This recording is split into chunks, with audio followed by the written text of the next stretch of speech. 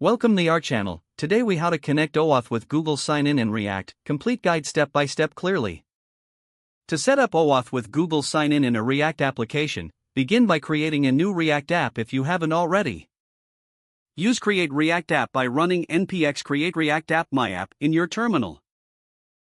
Once your app is created, navigate to the app directory using cd my app. Next, install the necessary library for Google Sign-In by running npm install react Google login. After the installation is complete, in the src folder, create a new file called Google Login Component.js. At the top of this file, import React and the Google Login component. Define a functional component named Google Login Component. Inside this component, create a function called response Google to handle the authentication response. This function will receive a response object from Google. You can check if the login was successful by inspecting the profile object property of the response. If the login is successful, extract user information such as name, email, and profile picture. You can log this information to the console or store it in the component state.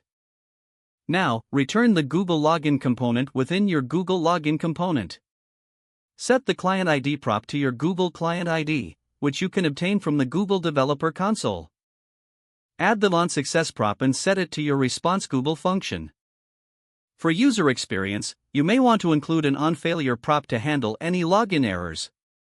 Include additional props such as button text to customize the button label. You can also set cookie policy to _host_origin to enhance security. Next, open your main app.js file. Import Google Login component at the top of app.js. Replace the default content in the app component's return statement with your Google Login component. Now, it's time to set up your Google API credentials. Visit the Google Developer Console at console.developers.google.com.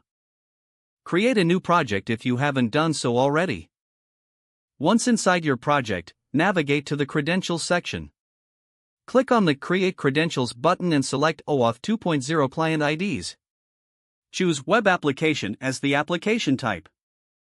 In the Authorized Redirect URIs, you can add your app's URL, usually http://localhost 3000.